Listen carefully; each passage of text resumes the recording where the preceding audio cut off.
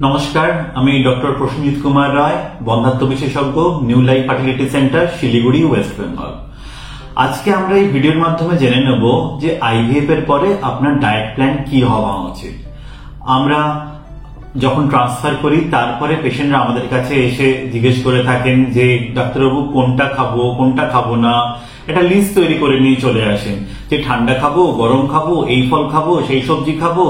তো আমরা কোনটা খাবো কোনটা খাবো না আজকে এই ভিডিওর মাধ্যমে আমরা সবকিছু জেনে নেব। আসুন আজকে আমরা জেনে নিই যে আইভিএফ ট্রিটমেন্টের সময় খাবারের ব্যাপারে কি কি সতর্কতা অবলম্বন করা উচিত। আইভিএফ ট্রিটমেন্টের সময় আমাদের অনেক কিছু ইনজেকশন, হরমোন, ট্যাবলেট এগুলো চলে। সেগুলির কাজ হলো শরীরে ইস্ট্রোজেন, প্রজেস্টেরনের মাত্রাটাকে খানিকটা বাড়িয়ে দেওয়া। যেরকম প্রজেস্টেরন হরমোন আপনার ইমপ্ল্যান্টেশনের আগে থেকে চালু করা হয়, সেটিকে প্রায় 12 উইকস পর্যন্ত আপনাকে চালাতে হয়। এই প্রজেস্টেরন আপনার কিন্তু শরীরে আপনার ভ্রূণটিকে বসতে সাহায্য করে, কিন্তু এর কিছু সাইড এফেক্ট আছে। কি সেই সাইড এফেক্ট? এটি আপনার ডাইজেস্টিভ বা পাচনতন্ত্রকে কিন্তু স্লো করে দেয়।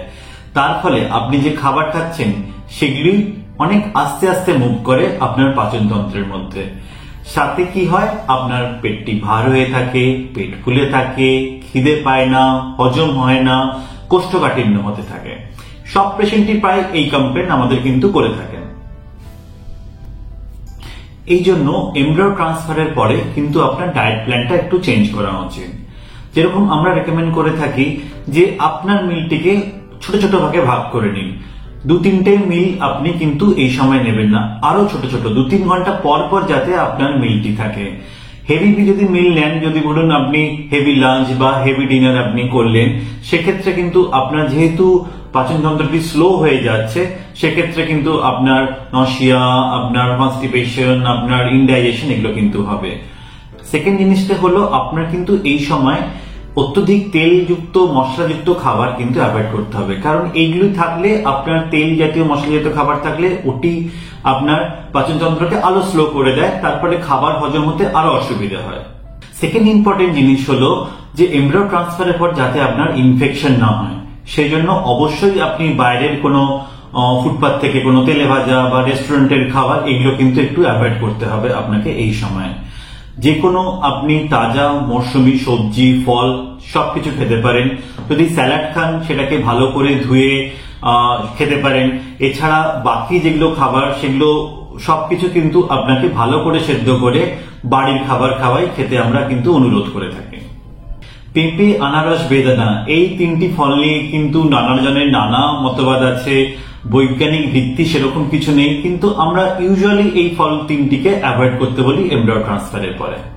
থার্ড সাজেশন তাদের জন্য যাদের পলিসিস্টিক ওভারি আছে বা মোর দ্যান 15 ফলিকল হয়েছে, তাদের ক্ষেত্রে কিন্তু ওভারিয়ান হাইপারস্টিমুলেশনের একটা চান্স থাকে। সেক্ষেত্রে যদি আপনার ফ্রেশ এমব্রায়ো ট্রান্সফার হয়ে থাকে, সেক্ষেত্রে কিন্তু আরো রিস্কটা বেশি থাকে। সেক্ষেত্রে আমরা সাজেশন দিই যে বেশি প্রোটিনযুক্ত খাবার খেতে। যেরকম ভেজেদের ক্ষেত্রে সোয়া বা ডাল এগুলো খেতে হবে। নন ভেজেদের ক্ষেত্রে মাছ, মাংস, ডিম এগুলো আপনারা খেতে পারেন। প্রোটিন জাতীয় খাবার যদি বেশি খাওয়া যায় তাহলে কিন্তু আপনার ওভারিয়ান হাইপারস্টিমুলেশনের চান্সটা কিন্তু অনেকটা কমে যায়। এই সময় এমব্রায়ো ট্রান্সফারের পরে যেটা হয় পেশেন্টদের মধ্যে, সারাক্ষণ শুয়ে বসে থাকেন আর স্ট্রেস নিয়ে চলেন। কিন্তু শুয়ে বসে থাকাটা কখনোই নয়, এতে আপনার পাচনতন্ত্র আরো বেশি স্লো হয়ে যায়। সুতরাং আপনি কিন্তু নর্মাল অ্যাক্টিভিটি রাখুন। সুতরাং খাবার দাবার নর্মাল রাখুন। যদি ফ্রেশ ট্রান্সফার হয়ে থাকে তাহলে প্রোটিন একটু বেশি নিন।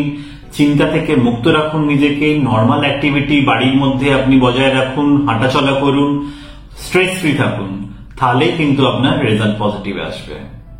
আশা করি এই ভিডিওটি আপনার তথ্যবহুল লেগেছে। ভালো থাকুন, সুস্থ থাকুন। নমস্কার।